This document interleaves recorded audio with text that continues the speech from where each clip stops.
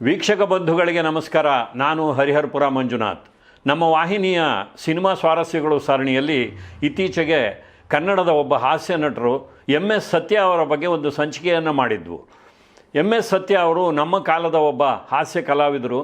ಆದರೆ ಹೆಚ್ಚು ಕಾಲ ಅವರು ಬದುಕಿರಲಿಲ್ಲ. ಹಾಗಾಗಿ ಕನ್ನಡ ಚಿತ್ರರಂಗದಲ್ಲಿ ಅವರು ಮತ್ತಷ್ಟು ಚಿತ್ರಗಳನ್ನು ಮಾಡುವಂಥ ಅವಕಾಶ ಸಿಕ್ಕಲಿಲ್ಲ. ಅವರ ಸೋದರರೊಬ್ಬರು MS ಉಮೇಶ್ ಅವರು, ಅವ್ರ ಬಗ್ಗೆ ಇವತ್ತಿನವರಿಗೂ ಗೊತ್ತಿದೆ. ಆದರೆ ನಮ್ಮ ಕಾಲದವರಿಗೆ MS ಸತ್ಯ ಅವರು MS ಉಮೇಶ್ ಅವರಿಗಿಂತ ಹಿಂದಿನಿಂದಲೇ ಚಿತ್ರರಂಗದಲ್ಲಿ ಇದ್ದವರು ಹಾಗೂ ಹೆಚ್ಚು ಹೆಸರನ್ನು ಮಾಡಿದವರು. ಅವರನ್ನು ನಮ್ಮ ವಾಹಿನಿಯಲ್ಲಿ ಪರಿಚಯಿಸಿದಾಗ ನಮಗೆ ಅವರ ಪುತ್ರ ಶಿವಸತ್ಯ ಅವರ ಪರಿಚಯ ಆಗಿದೆ. ಇವತ್ತು ಶಿವಸತ್ಯ ಅವರನ್ನು ನಮ್ಮ ಸ್ಟುಡಿಯೋಗೆ ಕರೆಸಿದ್ದೀವಿ. ಅವರ ತಂದೆಯವರ ಬಗ್ಗೆ ಹಾಗೂ ಶಿವಸತ್ಯ ಅವರು ಕೂಡ ಕನ್ನಡ ಚಿತ್ರರಂಗದಲ್ಲಿ ಹಾಗೂ ಕಿರುತೆರೆ ರಂಗದಲ್ಲಿ ಹಿನ್ನೆಲೆ ಸಂಗೀತ ಹಾಗೂ ಅಭಿನಯ ಎಲ್ಲದರಲ್ಲೂ ತೊಡಗಿಕೊಂಡಿರುವಂಥವರು. ಅವರ ಈ ಪಯಣವನ್ನು ನಮ್ಮ ವಾಹಿನಿಯಲ್ಲಿ ನಿಮಗಾಗಿ ಈಗ ಅನಾವರಣ ಮಾಡ್ತಾ ಇದ್ದೀವಿ. ನಮಸ್ಕಾರ. ನಮಸ್ಕಾರ ಸರ್.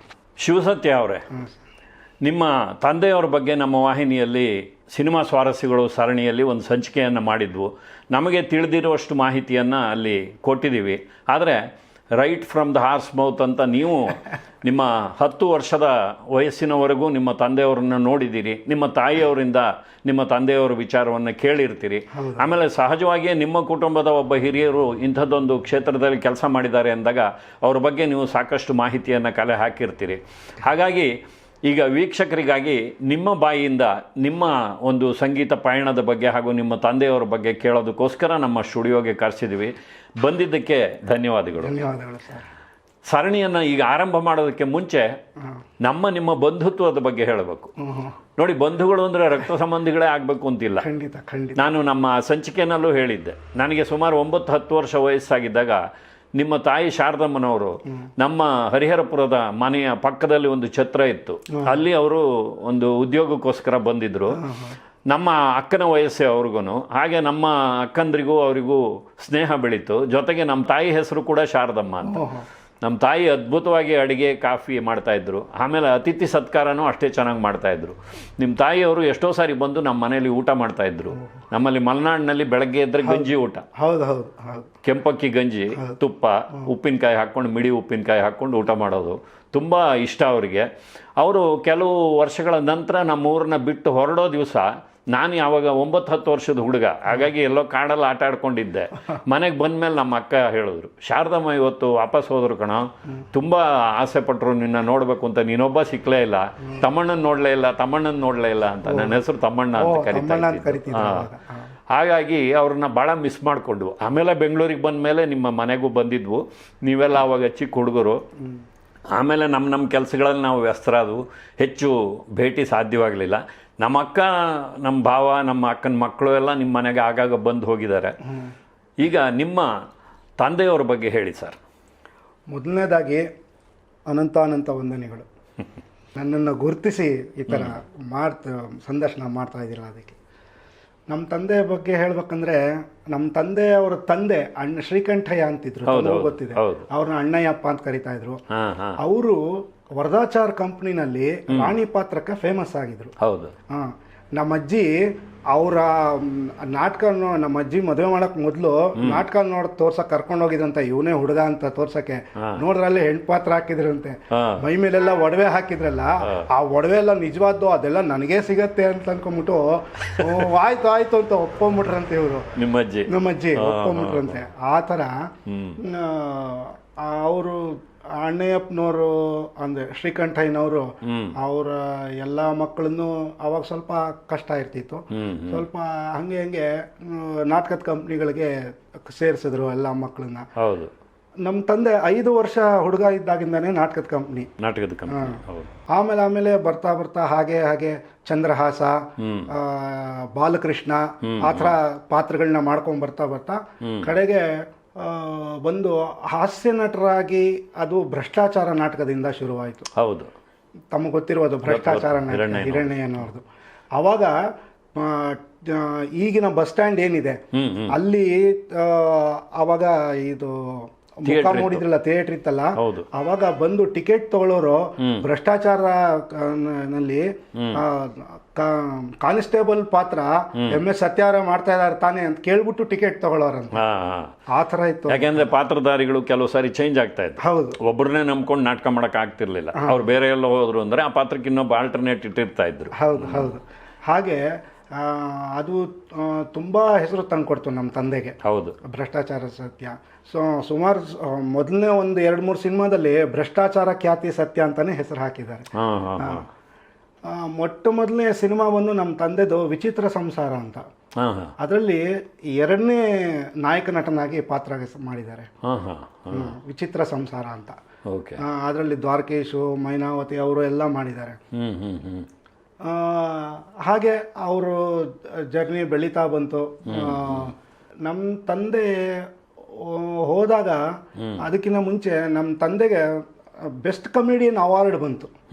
ಯಾವುದಕ್ಕೆ? ನಾನಿನ್ನ ಬಿಡಲಾರೆ ಚಿತ್ರಕ್ಕೆ best comedian Lions club award ಬಂತು. ಅದು ತಗೊಳಕ್ ಅವ್ರು ಇರಲಿಲ್ಲ. ಯಾಕಂದ್ರೆ 1979 ನಮ್ಮ ತಂದೆ ಹೊರಟೋದ್ರು. ನನ್ಗಿನ್ನ 10 ವರ್ಷ ಆವಾಗ. ಲಯನ್ಸ್ ಕ್ಲಬ್ ಅವಾರ್ಡ್ ಬಂತು. ಅವಾರ್ಡ್ ಬಂದಕ್ಕೆ ಆ ಅವಾರ್ಡ್ ಫಂಕ್ಷನ್ನಲ್ಲಿ ಏನಾದ್ರು ಮಾಡಬೇಕಲ್ಲ, ಸುಮ್ಮನೆ ಹಾಡು ಹೇಳೋದು ಅಥವಾ ಪಾತ್ರ ಮಾಡೋದು ಏನೋ ಒಂದೊಂದು ಮಧ್ಯ ಇರುತ್ತಲ್ಲ. ಅದಕ್ಕೆ ನನಗೆ ಹೇಳಿದ್ರು ಏನಾರು ಒಂದು ಮಾಡ್ಬೇಕು, ನೀನು ಮಾಡು ಅಂತ. ಸರಿ, ಸದಾರಾಮಯ್ಯ ಕುಡ್ಕಂದು ಒಂದು ರೋಲ್ ಬರುತ್ತೆ, ಒಂದು ದೃಶ್ಯ ಬರುತ್ತೆ. ಆ ಕುಡ್ಕೊಂಡ್ ದೃಶ್ಯ ಒಂದು ಮಾಡಿದ್ದೆ ನಾನು. ಅವಾಗ ಏನು ಇಂಡಿಯನ್ ಎಕ್ಸ್ಪ್ರೆಸ್, ಕನ್ನಡ ಪ್ರಭಾನಲ್ಲೆಲ್ಲ ಉಮೇಶ್ವರನ್ನು ಮೀರಿಸಿದ ಶಿವ ಅಂತೆಲ್ಲ ಹಾಕ್ಬಿಟ್ಟು ಹೆಡ್ಲೈನ್ ಅಲ್ಲಿ ಎಲ್ಲ ಹೊಗಳ್ಬಿಟ್ಟು ಬರ್ತಿದ್ರು. ಸರಿ ಸರಿ. ಅದಾದ್ಮೇಲೆ ಒಂದು 15 ದಿವಸಕ್ಕೆ ನಮ್ಮ ಮನೆಗೆ ಪ್ರೊಡ್ಯೂಸರ್ಗಳು ಅವರು ಇವರು ಹುಡ್ಕೊಂಬಂದ್ರು. ನಿಮ್ಮ ಮಗನ್ನ ಕಳಿಸ್ತೀರಾ ಸಿನಿಮಾಗೆ, ನಿಮ್ಮ ಮಗನ್ ಕಳಿಸಿ ಸಿನಿಮಾಗೆ ಅಂತ. ನಮ್ಮಮ್ಮ ಇಲ್ಲಪ್ಪ, ಅವ್ನು ಓದಬೇಕು, ಅವ್ನು ಓದಿ ಚೆನ್ನಾಗಿ ಮುಂದೆ ಬರಬೇಕು, ಆಮೇಲೆ ನೋಡೋಣ ಅಂತ ಹೇಳಿ ಕಳಿಸಿದ್ರು. ಇಲ್ಲಾಂದಿದ್ರೆ ಅವತ್ತೇ ನೀವು ಬಾಲನಟರಾಗಿ ಚಿತ್ರರಂಗಕ್ಕೆ ಬರ್ಬೋದಾಗಿತ್ತು. ಇರ್ಬೋದೇನೋ. ನಿಮ್ಮ ತಂದೆಯವರ ಜೊತೆಗೆ ನಿಮಗೆ ಏನು ನೆನಪುಗಳಿದೆ? ನಮ್ಮ ತಂದೆ ಜೊತೆ ಅಂದರೆ, ಅವರು ಶೂಟಿಂಗಿಂದ ಬಂದಾಗ ಆಟೋದಲ್ಲಿ ಬಂದಿಳಿಯೋರು. ಬಂದಿಳಿದ ತಕ್ಷಣ ನಾವು ಓಡೋಗ್ತಿದ್ವಿ, ಓಡೋಗಿ ಹಿಡ್ಕೊಳ್ತಾ ಇದ್ವಿ. 2 ಕೈನಲ್ಲೂ 2 ಜೇಬಲ್ಲಿ ಹಾಕ್ಬಿಟ್ಟು ಚಿಲ್ಲರೆ ಎಷ್ಟಿರುತ್ತೋ ಅಷ್ಟು ಕೊಟ್ಬಿಡೋರು ನಮ್ಮ ಕೈಗೆ. ಅದನ್ನು ನಾವು ಹುಂಡಿನಲ್ಲಿ ಹಾಕಿಟ್ಕೊಳ್ತಾ ಇದ್ವಿ. ಆಮೇಲೆ ಎಷ್ಟೋ ಸಲ ನನ್ನ ತೊಡೆ ಮೇಲೆ ಮಲಗಿಸ್ಕೊಂಡು ನಮ್ಮ ತಂದೆ ಕೊಳಲ್ ನುಡಿಸ್ತಾ ಇದ್ರು, ಹಾರ್ಮೋನಿಯಂ ನುಡಿಸ್ತಾ ಇದ್ರು, ಇಲ್ಲ ನಾಟಕ ಬರೀತಾ ಇದ್ರು, ಇಲ್ಲ ಹಾಡು ಹೇಳ್ತಾ ಇದ್ರು. ಅಂದ್ರೆ ನನ್ನ ಮಲಗ್ಸಕ್ಕೋಸ್ಕರ ಅಂತಲ್ಲ, ಸುಮ್ಮನೆ ಹಾಗೆ ಹಾಡ್ತಾ ಇದ್ರು. ನಮ್ಮ ತಂದೆ ಆಲ್ರೌಂಡರ್, ಒಂಥರ ತಬಲಾ ನುಡಿಸ್ತಾ ಇದ್ರು, ಹಾರ್ಮೋನಿಯಂ ತುಂಬಾ ಚೆನ್ನಾಗಿ ನುಡಿಸ್ತಾ ಇದ್ರು, ಕೊಳಲ್ ನುಡಿಸ್ತಾ ಇದ್ರು. ಹಾಗೆ ನೋಡ್ಬೇಕಂದ್ರೆ ಕಾಳಿಂಗರಾವ್ ಅವ್ರಿಗೆಲ್ಲ ತಬಲಾ ನುಡ್ಸಕ್ ಹೋಗ್ತಿದ್ರು ಅವಾಗ, ಆಗಿನ ಕಾಲದಲ್ಲಿ. ಸರಿ ಸರಿ. ಯಾಕೆಂದ್ರೆ ನಿಮ್ಮ ತಂದೆಯವರಿಗೆ ಸಂಗೀತ ಗೊತ್ತಿತ್ತು, ನೃತ್ಯ ಗೊತ್ತಿತ್ತು, ಅಭಿನಯ ಗೊತ್ತಿತ್ತು, ಬರವಣಿಗೆ ಗೊತ್ತಿತ್ತು. ಎಲ್ಲವೂ ಬೆಳಕಿಗೆ ಬರಲಿಲ್ಲ ಅಷ್ಟೇ. ಒಬ್ಬ ಹಾಸ್ಯ ಕಲಾವಿದರಾಗಿ ಮಾತ್ರ ಕನ್ನಡ ನಾಡಿನ ಜನ ಗುರುತಿಸ್ತಾರೆ. ಆದರೆ ಅದ್ರ ಹಿಂದೆ ಅವರಿಗೆ ಬೇಕಾದಷ್ಟು ಬೇರೆ ಪ್ರತಿಭೆಗಳು ಇದ್ವು ಅಂತ. ರಾಜ್ಕುಮಾರ್ ಅವರ ಜೊತೆಗಿನ ಒಡನಾಟದ ಬಗ್ಗೆ ನಿಮ್ಗೇನಾದರೂ ಗೊತ್ತಿದೆಯಾ? ಅಯ್ಯೋ, ಅದು ನಮ್ಮ ತಂದೆ, ನಾನು ಇದಕ್ಕೆ ಹೇಳ್ತಾ ಇಲ್ಲ, ನಮ್ಮ ತಂದೆ ಅಂತ ಹೊಗಳ್ಕೋಬೇಕು ಅಂತ ನಾನು ಹೇಳ್ತಾ ಇಲ್ಲ. ನಮ್ಮ ತಂದೆ ಅನ್ಕೊಂಡ್ರೆ ತುಂಬಾ ಇಷ್ಟ ರಾಜ್ಕುಮಾರ್ ಅವ್ರಿಗೆ. ಅಲ್ಲ, ಅವ್ರು ಎಲ್ರನ್ನೂ ಪ್ರೀತಿಸ್ತಾ ಇದ್ರು. ಹಾಗೇನೆ ನಮ್ಮ ತಂದೆನೂ ಸಹ ಇಲ್ಲಿ ಬಂದ್ರೆ ವುಡ್ಲ್ಯಾಂಡ್ಸ್ ಅಲ್ಲಿ ಇಳ್ಕೊಳ್ಳೋರು ಬೆಂಗಳೂರಿನಲ್ಲಿ. ತಕ್ಷಣ ಫೋನ್ ಮಾಡಿಸೋರು, PP ಫೋನ್ ಮಾಡಿಸೋರು, ಇಲ್ಲ ಯಾರ ತನಾರು ಹೇಳಿ ಕಳ್ಸೋರು, ಸತ್ಯನ್ ಇದ್ರೆ ಕರ್ಕೊಂಬನ್ನಿ ಅಂತ. ಅವರು ಅಲ್ಲಿ ಹೋಗೋರು. ನಮ್ಮ ತಂದೆ ವುಡ್ಲ್ಯಾಂಡ್ಸ್ಗೆ ಹೋಗಿ ಅವರು ಮಾತಾಡ್ಕೊಂಡಿದ್ದು, ಅವ್ರ ಹಳೆ ನಾಟಕದ ಕಂದ ಪದ್ಯಗಳನ್ನೆಲ್ಲ ಹೇಳ್ಕೊಂಡು, ಜೊತೆಗೆ ಅದು ಚೆನ್ನಾಗಿತ್ತಲ್ವಾ, ಇದು ಚೆನ್ನಾಗಿತ್ತಲ್ವಾ ಅಂತ ಹೇಳ್ಕೊಂಡು ಮಾತಾಡ್ಕೊಂಡು, ಆಮೇಲೆ ಅಲ್ಲೊಂದು ಹಾರ್ಮೋನಿಯಂ ಇಟ್ಟಿದ್ರು. ಆ ಹಾರ್ಮೋನಿಯಂ ಏನಾರು ಅವಾಗ ಸ್ವಲ್ಪ ಕೈ ಕೊಡ್ತಾ ಇದ್ದಾಗ, ಒಂಚೂರು ರಿಪೇರಿ ಮಾಡಿಸ್ಕೊಂಬರ್ತೀರಾ ಸತ್ಯಣ್ಣ ಅಂತ ಹೇಳಿ ರಿಪೇರಿ ಮಾಡಿಸ್ಕೊಂಬಂದ್ಮೇಲೆ ಆ ಹಾರ್ಮೋನಿಯಂ ಹಿಡ್ಕೊಂಡು ಕೂತ್ಕೊಂಡು ಅವ್ರ ಜೊತೆ ಹಾಡಿ, ಈ ಥರ ಎಲ್ಲ ಒಡನಾಟ ಇತ್ತು ಅವ್ರಿಗೆ. ನೀವು ಚಿತ್ರೀಕರಣಕ್ಕೆ ಹೋಗಿದ್ರಾ ನಿಮ್ಮ ತಂದೆಯವರದ್ದು ಯಾವುದಾದ್ರೂ ಸಿನಿಮಾ? ಖಂಡಿತ. ನಾನು ಮೊದಲನೇ ಚಿತ್ರೀಕರಣ ಹೋಗಿದ್ರೆ ಬಬ್ರುವಾಹನ. ಅಲ್ಲಿ ಊಟದ ಮಧ್ಯ ರಾಜ್ಕುಮಾರ್ ಅವರು ನನ್ನ ತೊಡೆ ಮೇಲೆ ಕೂರಿಸ್ಕೊಂಡು ಬಾಳೆಹಣ್ಣು ತಿನ್ಸಿದ್ದಾರೆ. ಬಾಳೆಹಣ್ಣು ತಿಂತೀಯಪ್ಪ ಅಂದ್ಬಿಟ್ಟು ಬಾಳೆಹಣ್ಣು ತಿನ್ಸಿ, ಸತ್ಯಣ್ಣ ನಿನ್ನ ಮಗ ಬಹಳ ನಿಶಬ್ದ ಅಲ್ವಾ ಅಂತ, ಸಾಧು ಅಲ್ವಾ ಅಂತ ಹೇಳಿ, ಅಯ್ಯೋ ಏನೋ ಅಂತ ಅವರು ಪಾಪ ಆ ಥರ. ಮೊದಲನೇ ಶೂಟಿಂಗ್ ಹೋಗಿದ್ದದು. ಆಮೇಲೆ ನಂತರ ಮಾನಿನಿ ಅಂತ ಮಾನಿನಿ ಚಿತ್ರಕ್ಕೆ ಹೋಗಿದ್ದೆ. ಅದ್ರ ಬದಲು ಫಿನಿಕ್ಸ್ ಅಂತ ಫಿನಿಕ್ಸ್ ಅಂತ ಇಂದ್ರಜಿತ್ ಅಂತ ಒಬ್ಬ ಹೀರೋ ಇದ್ರು, ರಾಮನಗರದಲ್ಲಿ ತೆಗೆದಿದ್ದು. ಅಲ್ಲಿಗೂ ಹೋಗಿದ್ದೆ ನಾನು. ಅಲ್ಲಿ 2 ದಿವಸ ಇತ್ತು ಶೂಟಿಂಗು, ಅಲ್ಲೂ ಹೋಗಿದ್ದೆ. ಆಮೇಲೆ ಅದಾದ್ಮೇಲೆ ಮಾನಿನಿನೇ ಕಡೆಯ ಚಿತ್ರ ಮಾನಿನಿ. ಅಷ್ಟೊತ್ತಿಗಾಗಲೇ ಅವ್ರಿಗೆ ಕಾಲುಗಳು ಊದ್ಬಿಟ್ಟಿತ್ತು. ಸೊ ಮನೆಯಿಂದ ನಾವು ಫ್ಲಾಸ್ಕ್ನಲ್ಲಿ ಕಷಾಯ ಅದು ಇದು ತೊಗೊಂಡೋಗಿ ಜೊತೆಗೆ ಕೊಡ್ತಾ ಇದ್ವಿ ನಾವು. ಆ ಥರ ಏನಾಗಿದ್ದು ಆ್ಯಕ್ಚುಲ್ ಆಗಿ ಅವ್ರಿಗೆ 2 ತಿಂಗಳಿಂದ ಯಾರು ಡಯಾಗ್ನೈಸ್ ಮಾಡಿಲ್ಲ ಏನಾಗಿದೆ ಅಂತ. ಎಲ್ಲಾ ಕಡೆ ತೋರ್ಸದ್ವಿ, ಎಲ್ಲಾ ಕಡೆ ಎಲ್ಲ ಆಸ್ಪತ್ರೆನೂ ತೋರ್ಸದ್ವಿ, ಎಲ್ಲ ಮಾಡಿದ್ವಿ. ಕಡೆಗೆ ಹೋಗೋ 15 ದಿನದ ಮುಂಚೆ ಜಾಂಡೀಸ್ ಕಾಣಿಸ್ಕೊಳ್ತು. ಸಿವಿಯರ್ ಜಾಂಡೀಸ್ ಆಗ್ಬಿಡ್ತು. ಜಾಂಡೀಸ್ ಆಗಿ ಅದು ಲಿವರ್ ಬರ್ಸ್ಟ್ ಆಗ್ಬಿಡ್ತು. ಲಿವರ್ ಬರ್ಸ್ಟ್ ಆಗಿ ಹೋಗಿದ್ದು. ಕಡೆ ಹೋಗೋ ತನಕನೂ ಚೆನ್ನಾಗೆ ಮಾತಾಡ್ಕೊಂಡಿದ್ರು. ಇವತ್ತಿನಷ್ಟು ಅವಾಗ ಟೆಸ್ಟ್ಗಳು ಇದು ಡಯಾಗ್ನೈಸ್ ಮಾಡೋಷ್ಟು ವ್ಯವಸ್ಥೆಗಳು ಇರಲಿಲ್ಲ. ಮಾಡಿ ಸರಿಯಾದ ಚಿಕಿತ್ಸೆ ಕೊಡಿಸಿದ್ದಿದ್ರೆ ವಾಸಿ ಆಗ್ತಿತ್ತೇನೋ. ಆಮೇಲೆ ನನ್ಗೆ ಇನ್ನೊಂದು ಚೆನ್ನಾಗಿ ಜ್ಞಾಪಕ ಇರೋದು ಅಂದ್ರೆ ಮಾರ್ತಾಸ್ ಆಸ್ಪತ್ರೆಗೆ ಸೇರಿಸಿದ್ವಲ್ಲ, ನಮ್ಮ ತಂದೆ ನೋಡಕ್ಕೆ ಶ್ರೀನಾಥ್, ಚಂದ್ರಶೇಖರ್, ಶಿವರಾಮು ಚಿತ್ರನಟರು, ಶಿವರಾಮು, ಚಂದ್ರಶೇಖರ್, ಶ್ರೀನಾಥ್ 3 ಜನನು ವಾರಕ್ಕೆ 2-3 ದಿವಸ ಬರೋರು ಸರ್. ಕೈನಲ್ಲಿ ಹಣ್ಣುಗಳು ಹಿಡ್ಕೊಂಡು ಬಂದು ಮಾತಾಡ್ಸ್ಕೊಂಡು ಹೋಗೋರು. ಒಂಥರ ಒಂದು ಕುಟುಂಬದ ವಾತಾವರಣ ಇತ್ತು ಅವತ್ತು ಚಿತ್ರರಂಗದಲ್ಲಿ. ಖಂಡಿತ. ನಮ್ಮ ತಂದೆ ಬೇರೆ ಯೂನಿಟ್ ಅಲ್ಲಿ ಕೆಲಸ ಮಾಡದಿದ್ರು ಅವರೆಲ್ಲ ಇವ್ರಿಗೆ ಸ್ನೇಹಿತರಾಗಿದ್ರು ಎಲ್ರು. ಏನ್ ಸತ್ಯಣ್ಣ ಅನ್ಕೊಂಡ್ ಪಾಪ ಬೇರೆ ಯೂನಿಟ್ ಅವರು ಇವ್ರ ಜೊತೆ ಪಾತ್ರ ಮಾಡ್ದಲೇ ಇರ್ಬೋದು, ಆದ್ರೂ ಎಲ್ಲ ಕಂಪ್ನಿಯಿಂದ ಬಂದವರಲ್ವಾ, ಎಲ್ಲ ಒಟ್ಟಿಗೆ ಒಂಥರ ಒಂದ್ ಕುಟುಂಬ ತರ ಇದ್ರು. ಒಂದೊಂದ್ಸತಿ ಅಂತೂ ನಾವು ಮಾಗಡಿ ರೋಡ್ ಅಲ್ಲಿ ಇದ್ವಿ. ಅವಾಗ ರಾತ್ರಿ ಇದ್ದಕ್ಕಿದ್ದಂಗೆ ಅವಾಗ ಫೋನ್ ಇರ್ಲಿಲ್ಲ, ಏನಿರ್ಲಿಲ್ಲ. 2 ಕಾರ್ ಮನೆ ಮುಂದೆ ಬಂದ್ಬಿಡೋದು. ಏನಂದ್ರೆ ದಿನೇಶು, ಮುಸ್ರಿ ಅವರೆಲ್ಲ, ಸತ್ಯಣ್ಣ ನಿಮ್ಮಲ್ಲಿ ಇವತ್ತು ಮಜ್ಜಿಗೆ ಹೋಳಿ ಮಾಡ್ಸೋ, ಊಟ ಮಾಡ್ಕೊಂಡು ಹೋಗ್ತೀವಿ ಅಂತ ಅಂದ್ಬಿಡೋರು. ಸರಿ ಇದ್ದಕ್ಕಿದ್ದಂಗೆ 2 ಕಾರ್ ಬಂದ್ಬಿಡೋದು. ಅವಾಗ 11 ಗಂಟೆ ನಮ್ಮಮ್ಮ ಬಿಸಿಯಾಗಿ ಚಕ್ ಅಂತ ಮಾಡಿ ಅವಾಗ ಊಟ ಹಾಕಿ ಕಳಿಸ್ತಾ ಇದ್ದಿದ್ದು ಉಂಟು. ನಿಮ್ಮ ತಾಯಿಯವರು ನಿಮ್ಮ ತಂದೆಯವ್ರ ಬಗ್ಗೆ ನೆನಪುಗಳನ್ನು ಹೇಳ್ತಾ ಇದ್ರ? ಖಂಡಿತ. ಯಾಕೆಂದ್ರೆ ಅವರು 2009 ಇದ್ರಲ್ವಾ ನಿಮ್ಮ ತಾಯಿಯವರು? ಇದ್ರು.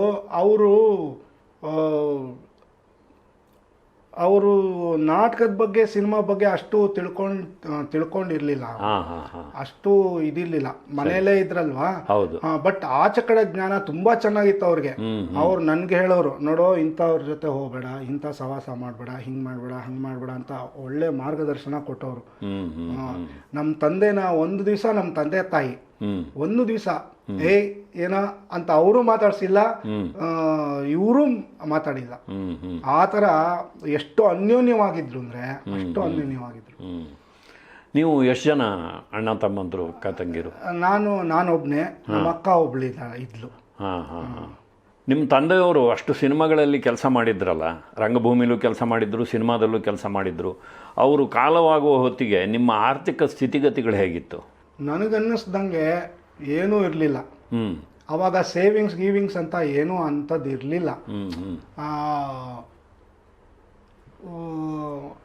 ನಮ್ಮ ತಾಯಿ ಒಂದಷ್ಟು ಏನೋ ಇಟ್ಟಿರ್ತಿದ್ರು ಅಷ್ಟೇ, ಅಡುಗೆ ಮನೆಯಲ್ಲಿ ಅಲ್ಲಿ ಇಲ್ಲಿ ಇಟ್ಟಿರ್ತಿದ್ರು ಅಷ್ಟೇ. ಅಷ್ಟು ಬಿಟ್ರೆ ಏನೂ ಇಲ್ಲ. ಇದ್ದಕ್ಕಿದ್ದಂಗೆ ಕೈ ಖಾಲಿ ಆಗ್ಬಿಡ್ತು. ಆ ಥರ. ಆಗ ಯಾರಾದರೂ ಸಹಾಯ ಮಾಡಿದ್ರ? ಸಹಾಯ ಒಂದಷ್ಟು ಜನ ಮಾಡಿದ್ದಾರೆ.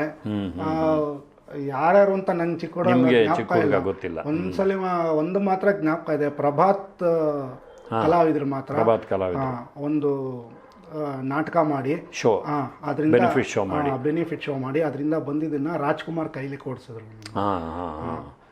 ಅವಾಗಲೂ ರಾಜ್ಕುಮಾರ್ ಅಯ್ಯೋ ಕಂದ ಅಂತ ತಲೆ ಹಿಂಗೆ ಅಂದ್ಬಿಟ್ಟು ಅವ್ರಿಗೂ ಪಾಪ ಭಾಳ ಬೇಜಾರಿತ್ತು. ಹೌದು ಹೌದು. ಅವ್ರ ಕಣ್ಣು ಮುಂದೆ ತುಂಬ ಜನನ ಕಳ್ಕೊಂಡ್ರಲ್ಲ, ಆ ನೋವು ಅವರಲ್ಲಿತ್ತು. ಹೌದು. ಅವರ ಒಡನಾಡಿಗಳು ಹೌದು. ನರಸಿಂಹರಾಜು, ಜಿ ವಿ ಅಯ್ಯರು, ಬಾಲಕೃಷ್ಣ, ಮೂರೂ ಜನ ಇವ್ರ ಕಣ್ಣು ಮುಂದೆನೇ ಹೋದ್ರಲ್ಲ. ಒಬ್ಬೊಬ್ರು ಹೋದಾಗಲೂ ಅದೇ ದುಃಖ ಪಡ್ತಾ ಇದ್ರು. ಎಲ್ಲರೂ ನನ್ನ ಮುಂದೆ ಹೋಗ್ತಾ ಇದ್ದಾರೆ, ನಾನೊಬ್ಬ ಉಳ್ಕೊಂಬಿಟ್ಟಿದ್ದೀನಲ್ಲ. ಅಂದರೆ ನಿಮ್ಮ ತಂದೆಯವರು ಕಾಲವಾದಾಗ ನಿಮ್ಮ ಕುಟುಂಬದ ಆರ್ಥಿಕ ಸ್ಥಿತಿಗತಿಗಳು ಏನೇನು ಚೆನ್ನಾಗಿರಲಿಲ್ಲ. ಖಂಡಿತ. ಸ್ವಂತ ಮನೆ ಆಗಲಿ ಅದಾಗಲಿ ಏನೂ ಇರಲಿಲ್ಲ. ಏನಿಲ್ಲ. ಎಲ್ಲಿದ್ರಿ ಅವಾಗ ನೀವು? ನಾವು ಮಾಗಡಿ ರೋಡು ಫಸ್ಟ್ ಕ್ರಾಸಲ್ಲಿದ್ವಿ. ಹಾಂ ಹಾಂ ಹಾಂ. ಮಾಗಡಿ ರೋಡ್ ಫಸ್ಟ್ ಕ್ರಾಸಲ್ಲಿದ್ವಿ. ಆಮೇಲೆ ನಮ್ಮ ತಂದೆ ಹೋದ್ಮೇಲೆ ಅವ್ರಿಗೆ ಇನ್ಶೂರೆನ್ಸ್ ಮಾಡಿಸಿದ್ರು. ಅವಾಗ ಇನ್ಶೂರೆನ್ಸ್ ಮಾಡಿಸ್ರೆ ಅವಾಗ ಒಂದು 30,000 ರೂಪಾಯಿ ಬಂದಿತ್ತು. ಅದನ್ನು ನಮ್ಮ ತಾಯಿ ಒಂದು ಮನೆ ಮೇಲೆ ಇನ್ವೆಸ್ಟ್ ಮಾಡಿದ್ರು, ಮನೆ ಮೇಲೆ ಹಾಕಿದ್ರು. ಮಲ್ಲೇಶ್ವರದಲ್ಲಿ ಒಂದು ಮನೆ 15ನೇ ಕ್ರಾಸ್ನಲ್ಲಿ ಒಂದು ಮನೆ ತೊಗೊಂಡ್ರು. ಅಲ್ಲಿ ಸತ್ಯವತಿ ಅಂತ ಅವ್ರನ್ನ ಜ್ಞಾಪಿಸ್ಕೋಬೇಕು. ಇವಾಗ ಸತ್ಯವತಿ ಅಂತ ಅವರು ಮನೆ ತೊಗೊಂತಿದ್ರು.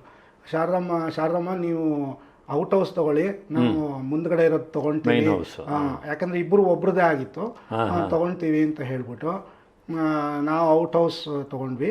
ಅವರು ಮುಂದಿನ ತೊಗೊಂಡ್ರು. ಆ ಔಟ್ ಹೌಸಲ್ಲೇ ಅವಾಗಲೇ 20 ರೂಪಾಯಿ 30 ರೂಪಾಯಿ ಬಾಡಿಗೆ ಇತ್ತು. ಆ ಬಾಡಿಗೆನಲ್ಲೇ ಸವರ್ಸ್ಕೊಂಡು ಆಮೇಲೆ ಕಲಾವಿದರು ಪೆನ್ಷನ್ 100 ರೂಪಾಯಿ ಬರೋದು. ಅದರಲ್ಲೇ ಮ್ಯಾನೇಜ್ ಮಾಡಿಕೊಂಡು ಭಾಳ ಕಷ್ಟಪಟ್ಟು ನಮ್ಮ ಅಕ್ಕನ ಓದಿಸಿದಾರೆ ನಮ್ಮಮ್ಮ.